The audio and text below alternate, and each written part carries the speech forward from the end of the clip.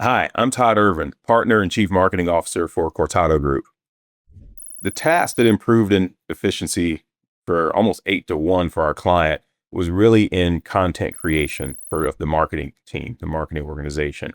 And that manifested itself in two ways. The first way was in actually creating the content itself. Things and tasks that would take the marketing team, and it was a very small marketing team of really one person, that would take them almost 2 weeks to just create an email content, social media uh, content, would take them 2 weeks. They were now able to basically create that content within an hour.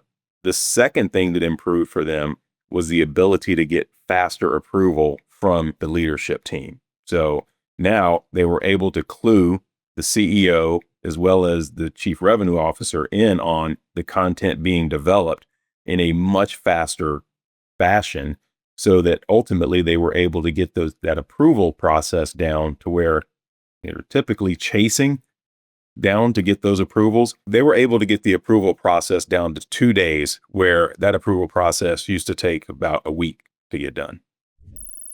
After the content workflow went live, the sales team was able to really start using that content in a much faster fashion than they had in the past. It used to be the sales team would go out, they would get feedback, they'd deliver feedback to marketing based on client conversations. Marketing would go back, take another 2 weeks to develop more content for sales to use or more content to push out marketing messages via digital channels.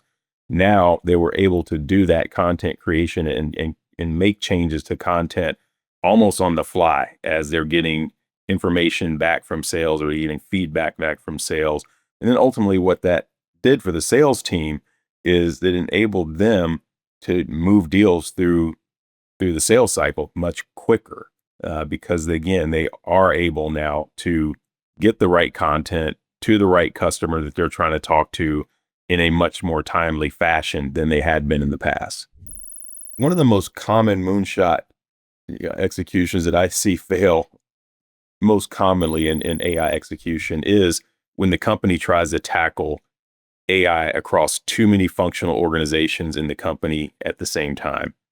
One example that I have is a past client that I have in the insurance and benefits space that wanted to go out and really put on these AI seminars to educate the entire organization on how to use AI.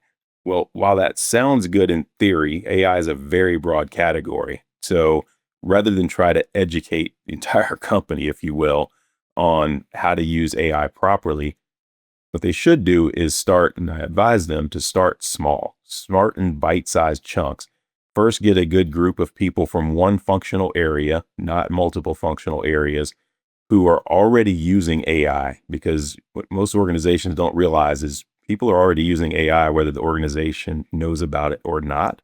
Identify who those people are, because they're already going to be champions, and bring them together collectively to really identify, hey, here's what we really need AI to do for us, and then come up with a plan and a strategy to implement those AI solutions within that functional area, and then track and measure the use and how effective they are at using AI, and see if it's increasing productivity or if there are other hurdles that they're trying to get over with using the AI technology itself. But start small, start with a functional area and users within that functional area that are already experimenting with AI to begin with. Thinking about the kind of the first AI use case, or a really easy AI use case for marketing to use in a day-to-day, is going to be in crafting digital content. And with digital content, when we think about it, most marketing organizations are using email in some form of fashion to get messages out the door, to help generate awareness, to help generate demand. Well, we all use email in our daily lives, and a lot of those marketing organizations, the people in those organizations, are already using AI technology in their own personal or professional emails. So one of the easiest ways a marketing team can really start to craft better digital content, starting with email, is to do just that. Leverage that to help them, even if it's just getting a really good idea of the type of email content that they want to put out to customers or clients to either generate awareness or demand. And you can leverage AI just to even give you the ideas to get started. So if you're working with an external agency, for example, the marketing organization can already come to that external agency with some good ideas and some good thoughts, which then is going to really accelerate the time it takes for that agency to build and craft messaging that's much tighter, much more succinct, that will be publishable and ready to put in front of customers. So that's a really simple use case, whether you're working with outside agencies or not. If you're not working with outside agencies, well, it gets you to be able to publish something that is probably better than what you could come up with on your own. And if you are working with outside agencies, it helps give them a jump start into what you're already thinking and what you think that's going to resonate with the customers. I turn things into, really sales enabled content. The first starting point is transcripts.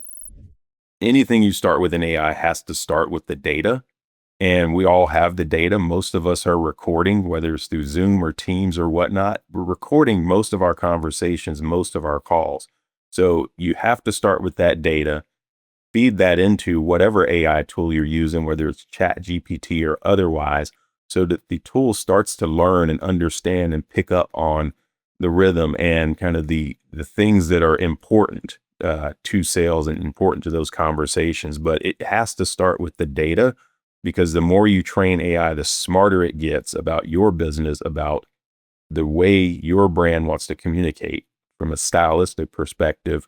And without the data, you're really kind of shooting in the dark with AI in terms of what you're going to get back and how credible the responses are that you're going to get back in answers. In addition to the transcripts, you also need things that are in place that you're probably already using for your marketing. Things like buyer personas, the buyer's journey, so that, again, that AI is learning and it's going to give you responses back that are going to be much better than just average, everyday run-of-the-mill, information that anybody can find on the internet. It's going to be very specific to your business, your products, as well as, and most importantly, it's going to be very specific. Your content is going to be very specific to solving those buyers' needs. In the industrials case study, what we did to really bring clarity to the AI in terms of the product set, the specifications in a very technical industry, was we asked our client for every piece of technical information that they had on their products, all of the technical manuals. We also ingested all the technical information that was available on the website, and we loaded that into their instance of ChatGPT. And then we created specific chats that were focused and based on very product specific categories.